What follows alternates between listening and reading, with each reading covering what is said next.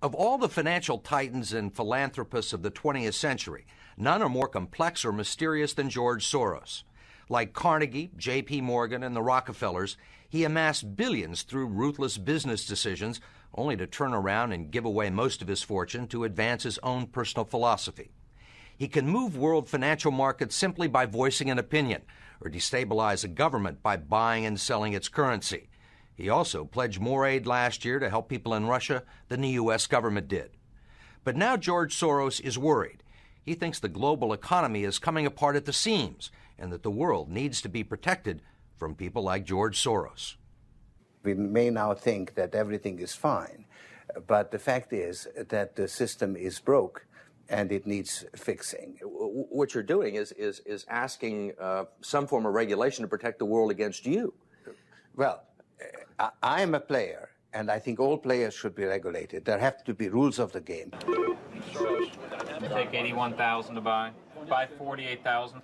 Buy him 69,000 YUM. Right now, his Quantum Group hedge fund moves $14 billion of rich investors' money around the world every day, looking for profits and answering to no one. Soros makes huge bets on whole countries and economies. Last year, when he saw cracks in the Asia boom, he began selling the currency in Thailand. Traders in Hong Kong followed suit, triggering a financial crisis that plunged much of Asia into a depression. In the last 2 years, you've been blamed for financial collapse of Thailand, Malaysia, Indonesia, Japan, and Russia. Yeah, all of the above. All of the above. Yeah. Are you that powerful? No, I think there's a great misunderstanding. The Prime Minister of Malaysia said that the region spent 40 years trying to build up its economy, and along comes a moron like Soros with a lot of money, and it's all over. He called you a criminal. It's easier for him to blame an outside force than to admit that they were mismanaging their economy and their currency. The French finance minister talked about hanging speculators from lampposts. Soros says the Asian currencies would have collapsed even if he hadn't been in the market. They were overvalued. He says people tend to follow his lead because he's been so successful.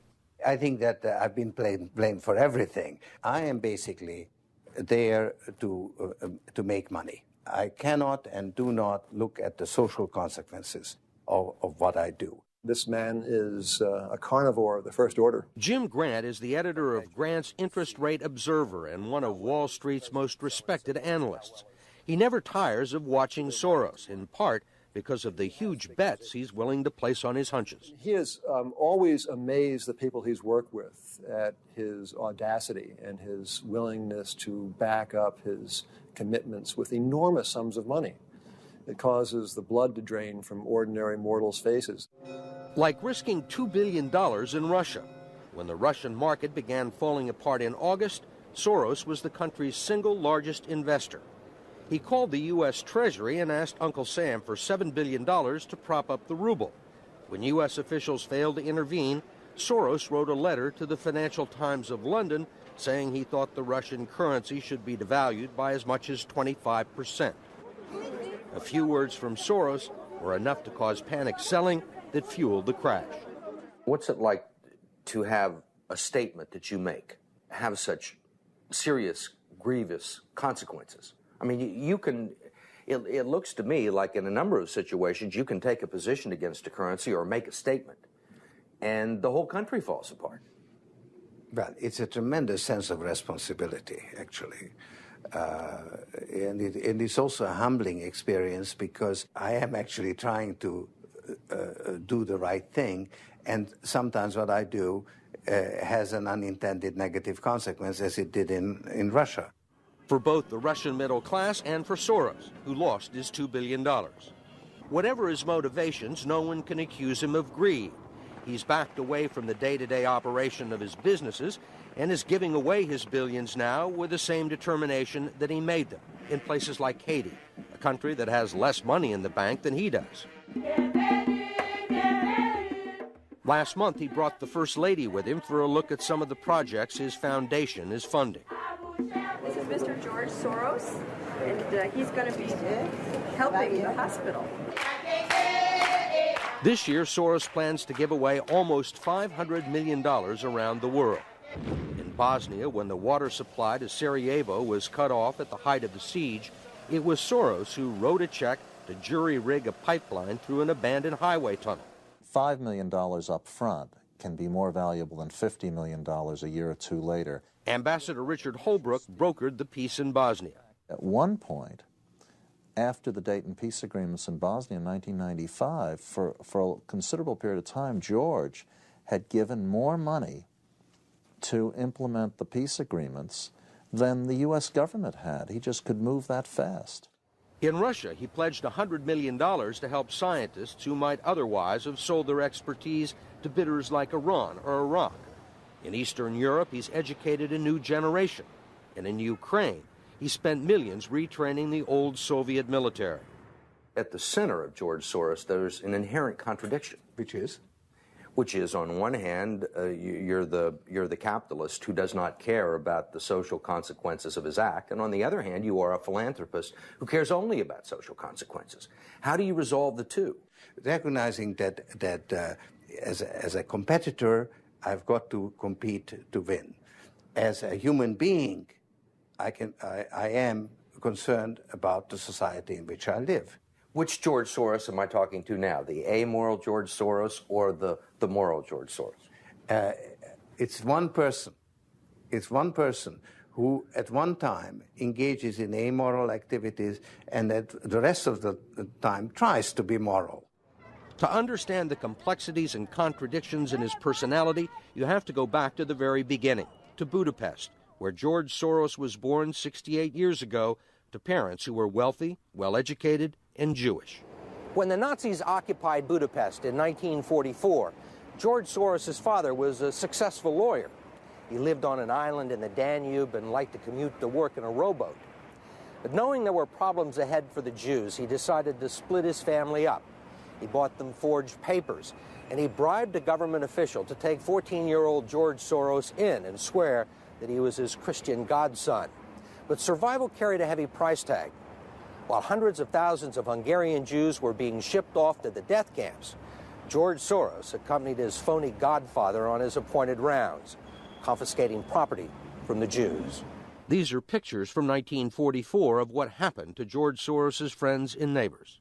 You're a Hungarian Jew who escaped the Holocaust by posing as a Christian. Right. And you watched lots of people get shipped off to the death camps. Right. I was 14 years old. And I would say that that's when my character was made. In what way? That one should think ahead, one should understand and anticipate events, and one is threatened. It was a tremendous threat of evil. I mean, it was a very personal experience of evil. My understanding is that you went out with this protector of yours who swore that you were his adopted godson. Yes, yes. Went out, in fact, and helped in the confiscation of property from the Jews. That's right. Yes. I mean, that sounds like an experience that would send lots of people to the psychiatric couch for many, many years. Was it difficult? Not at all. Not at all. Maybe as a child you don't see the connection, but it created no problem at all. No feeling of guilt. No. For example, that I'm Jewish, and here I am watching these people go. I could just as easily be there. I should be there. None of that. Well, of course, I could be on the other side, or I could be the one from whom the thing is being taken away. But there was no sense that I shouldn't be there, because that was, well, actually, funny way, it's just like in markets, that if I weren't there, of course I wasn't doing it, but somebody else would be taking it away anyhow. In other words, whether I was there or not, I was only a spectator. The property was being taken away. So I had no role in taking away that property. So I had no sense of guilt. Are you religious? No. Do you believe in God? No. Soros told us he believes God was created by man, not the other way around, which may be why he thinks he can smooth out the world's imperfections. When we went with him to Ukraine, he was treated like a visiting head of state and was received by the president. Then he was received by the prime minister and finally the central bank. 20% in cash. They even allowed him to look at the books and asked him for advice. Lots of people want George Soros' advice. Most recently, South African President Nelson Mandela. Actually, President Mandela asked me, how could South Africa protect itself against speculators like you? And I told him, I wrote him a memo, trying to give him the best advice I could, how to reduce the exposure of South Africa to speculative attack. That's the old stop me before I kill again approach, right? Well, you're telling this is what you can do to stop me. Whether I or somebody else does whatever is happening in the markets, it really doesn't make any difference to the outcome. I don't feel guilty because I'm engaged in an amoral activity which is not meant to have anything to do with guilt. Part of the reason he is so rich is that the Soros hedge funds operate offshore in the Netherlands Antilles to avoid scrutiny by the Securities and Exchange Commission. So even while Soros tells Congress and the Treasury that hedge funds must be regulated to stop the global crisis, he's avoiding the rules. Why is it that Americans can't invest in the quantum fund? It's an offshore fund. Why is that? Because the fund is not registered with the Securities and Exchange Commission.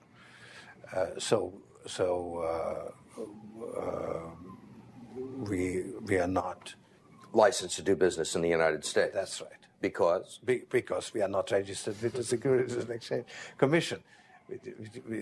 Because we find it more convenient to operate without it. So in some ways it's to escape regulation. Yeah, that's right. But you've been sitting here talking about the need for regulation. Yes, and whatever regulations are imposed, we will obey. We already conform to everything. If the beneficiaries of Soros's billions do not understand the intricacies of SEC rules and offshore hedge funds, they do understand what he's done for them. The president of Haiti is reading his new book, The Crisis of Global Capitalism, and so is President Clinton. Will all the attention spoil George Soros? George Soros, in a way, is Donald Trump without the humility. One of your money manager told us that George really does think he's a god. I mean, if you think that you're God and you go into financial markets, you're bound to come out broke. So the fact that I'm not broke shows that I don't believe that I'm God.